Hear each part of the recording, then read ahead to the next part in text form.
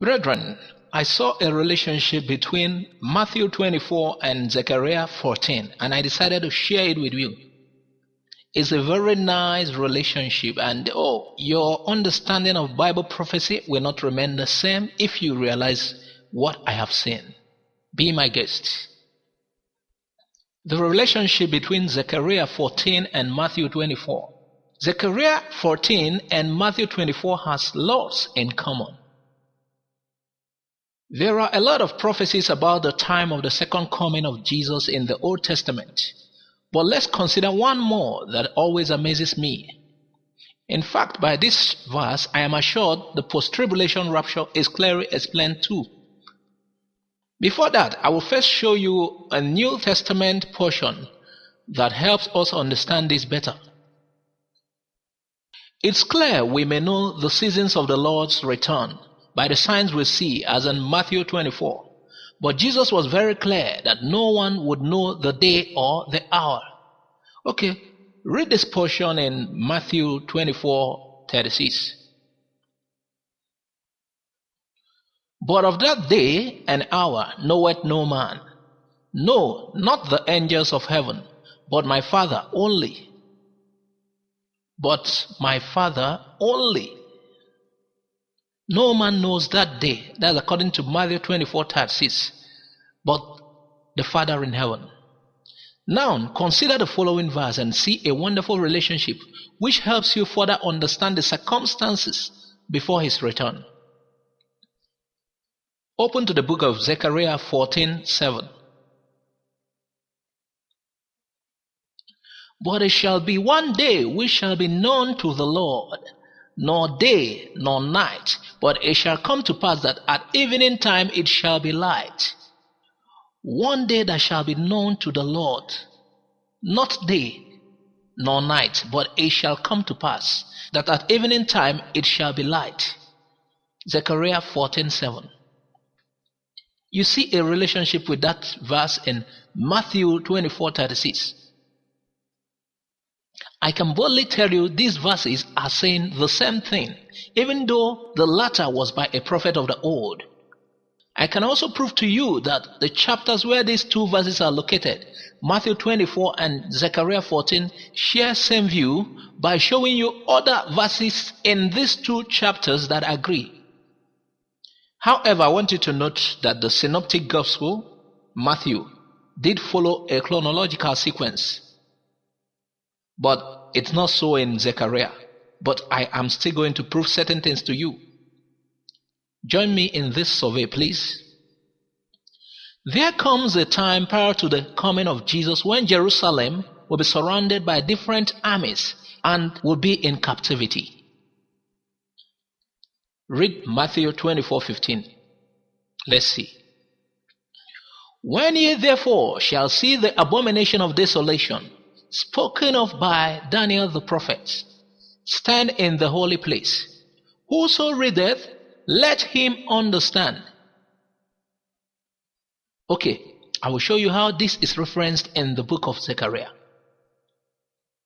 But before then, let's get to Luke, the parallel verse of this Matthew 24:15 I just read. Let's read it through Luke for a better understanding. I'm reading Luke 21:20. That's a parallel verse.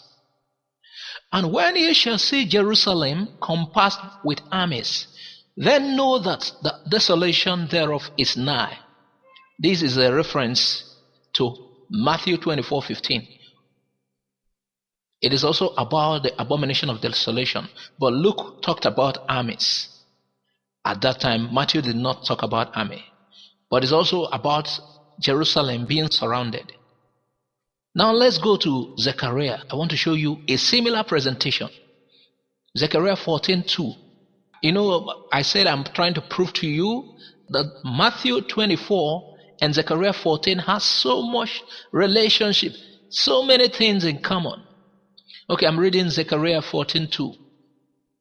For I will gather all nations against Jerusalem to battle, and the city shall be taken, and the houses rifled, and the women ravished, and half of the city shall go forth into captivity, and the residue of the people shall not be cut off from the city. Zechariah 14:2. So when you look at this Zechariah 14:2 and Matthew 24:15, which is referenced also in Luke 21:20, you will see another connection. Meanwhile, it didn't end here. Let's go. The Bible is sweet when you have an understanding.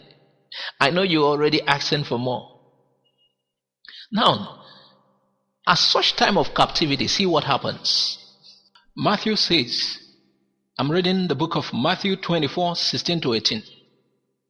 Then let them which be in Judea flee into the mountains. Let him which is on the housetop not come down to take anything out of his house. Neither let him which is in the field return back to take his clothes. Matthew 24:16-18.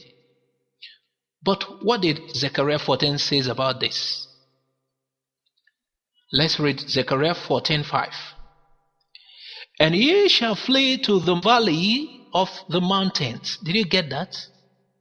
For the valley of the mountains shall reach unto Azal.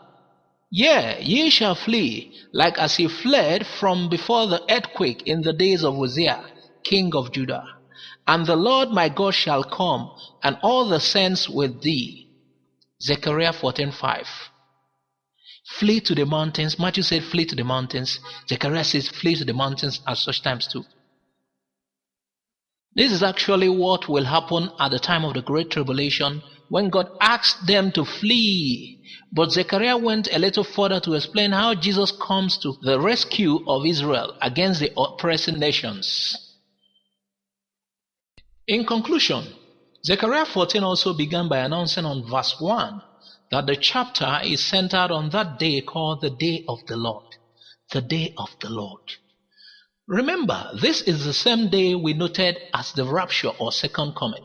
Zechariah 14:1 informs us that such a day is called the Day of the Lord, as seen in 1 Thessalonians 5:2, which explains rapture in 1 Thessalonians 4:16-17. Remember, 1 Thessalonians 5:2 says, For you yourselves know perfectly that the day of the Lord so cometh as a thief in the night. It was alluding to 1 Thessalonians 4:16-17-18.